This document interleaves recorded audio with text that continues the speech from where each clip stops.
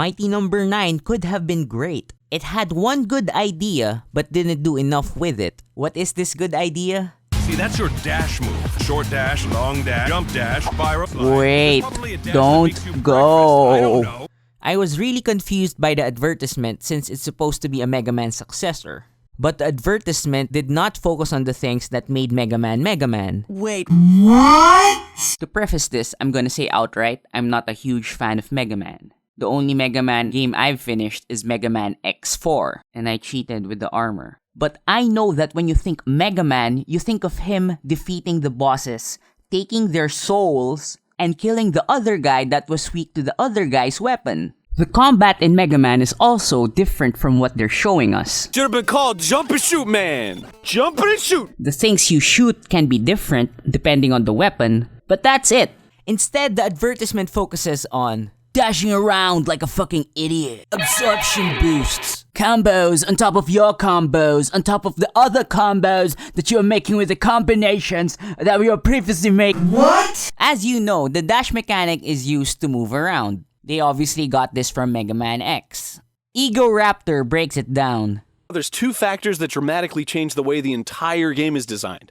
Wall jumping and dashing. Now, it seems like two really simple upgrades, but everything is different now. The way you avoid enemies, can approach enemies, and traverse obstacles. These two movement options give you the ability to go more places much more easily and much more quickly, which means the terrain had to expand to accommodate. So you have the dash, right? Do you have a wall jump? Instead of giving you a wall jump, they gave Beck a stupid wall hang. Pay attention to this. It will be important later. The dash mechanic is supported by the game's other mechanics, which are the score bar and absorption boosts. So when you kill enemies and you dash through them, you get an absorption boost. Depending on their color, they give you a certain type of power-up. You also get a bonus to your score if you kill enemies quickly or finish an area quickly. So these three things together, the dashing through your enemies mechanic, absorbing their souls, and giving you a high score, mesh the best when you are killing enemies in a small, confined space. Let me show you.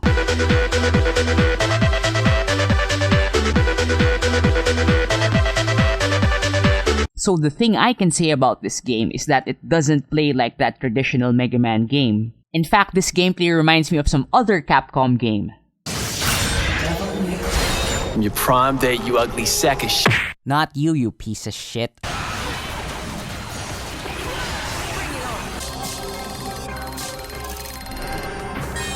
Bring it on!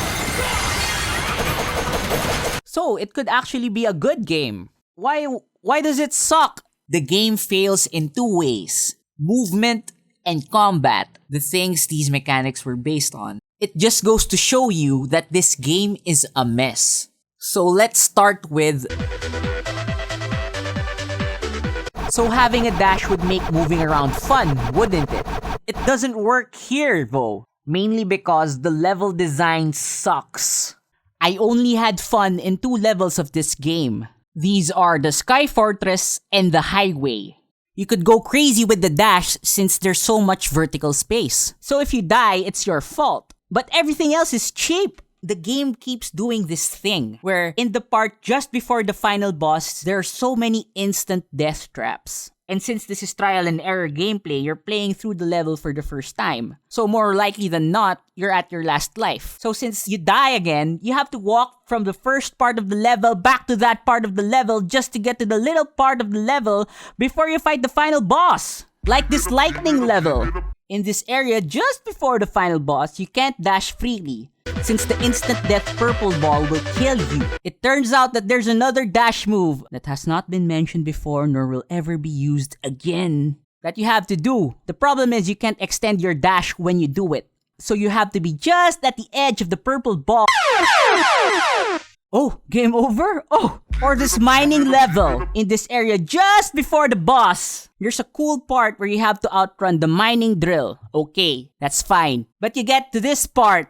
There's a curve on the cave, so it's suggestive that you should be able to time your jump after the platform is gone, dash through it, and then go down.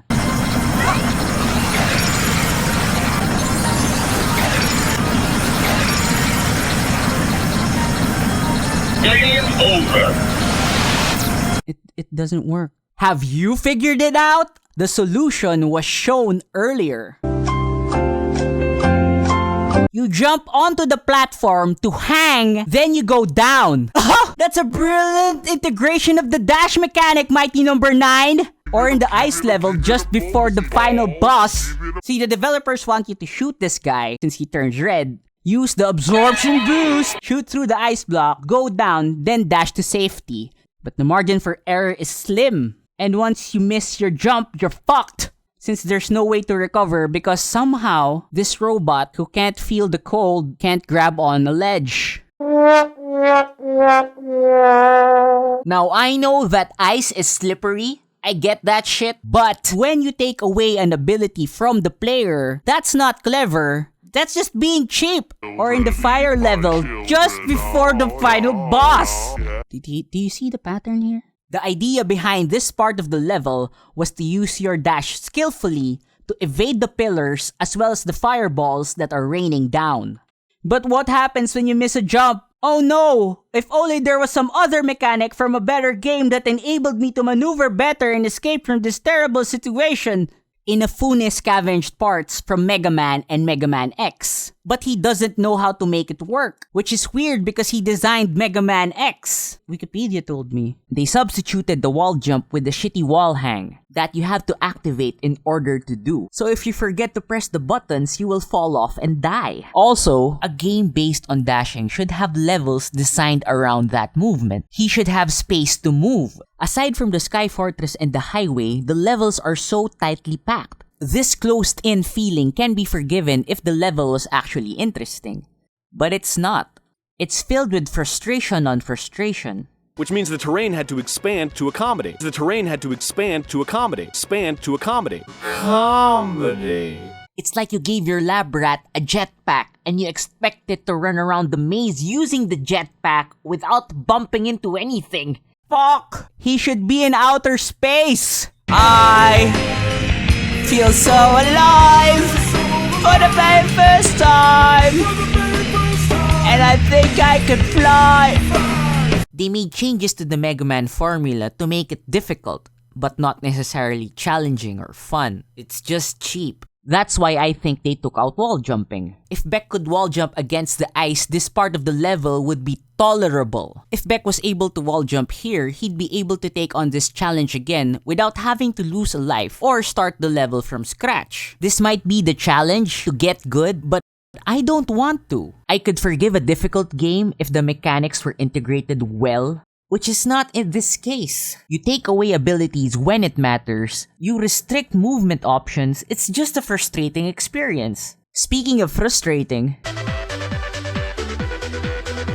combat is frustrating, but not in the way you think. It's frustrating because the developers don't seem to know what they're doing. They put two incompatible systems together. Absorption boosts and boss weapons don't work together. And the way they use absorption boosts in the game is actually kind of annoying. See, a mechanic like this, where you give the player a buff, would be most useful when he can activate it as needed. Instead, the only way you can maximize your absorption boost is during set pieces in the game. Like in this part of the tutorial, you kill this guy since he gives you a red boost. The red boost in turn will give you a way to shoot through the enemies when it's active. So that will make killing these enemies easy when they line up. That tells me one thing. The mechanics here do not serve the player. They serve the developer's intention. In a good game, when the player has a way to buff themselves up, he should be allowed to use it when he wants to. In Mighty Number 9, you can only do the cool shit when the developers want you to do it. What's more confusing to me is that you give us something in the game that wrecks this idea entirely. Boss weapons. Certain boss weapons just wreck shit, so the buffs are pointless as fuck.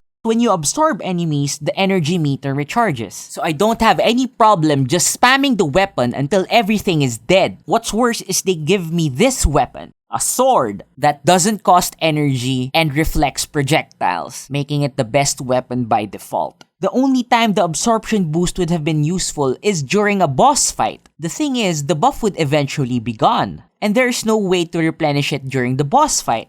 This is the part where it's a Mega Man game, obviously, since you have to have the weapon it's weak to defeat it. that's just the thing, isn't it? No one stopped to think that these two things together might not actually work. When you do have a boss weapon, it's still faster to just absorb them after you weaken the enemy. But then what was the point of designing a clever way to kill them? Why give the player a way to buff himself when he can't use it regularly? Why also do you give him, in the regular course of gameplay, a way to avoid that system entirely? This is what makes it frustrating. These guys are supposed to know what they're doing. You got good ideas, but they are not handled well. How should they have fixed this?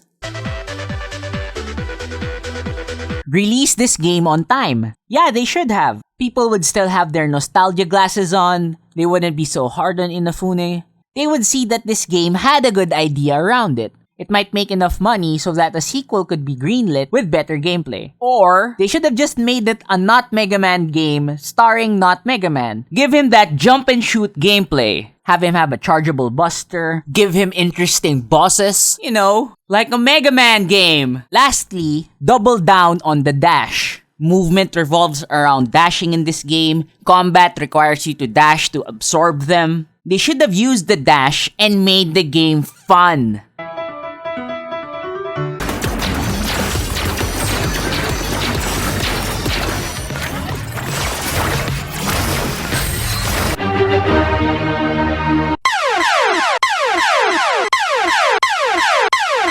Also, you should have made the boost activated by the player. Give the player a boost gauge, so when it fills up, he can just activate it when he needs to.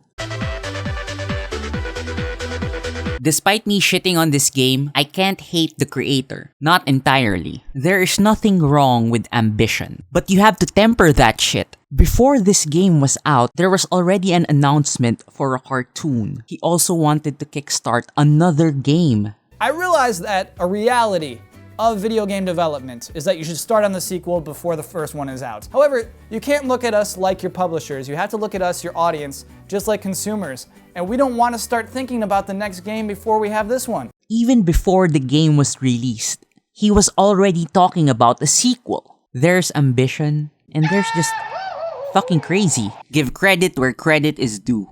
That goes for blame too. I will call him out for showing test footage that looks better than the final game. I will call him out for releasing an indie game that pales in comparison to other games in the market. I will shit on him for releasing a Kickstarter game that is below par, but I will not blame him for this quote. And at the end of the day, even if it's not perfect, it's better than nothing. At least that's my opinion.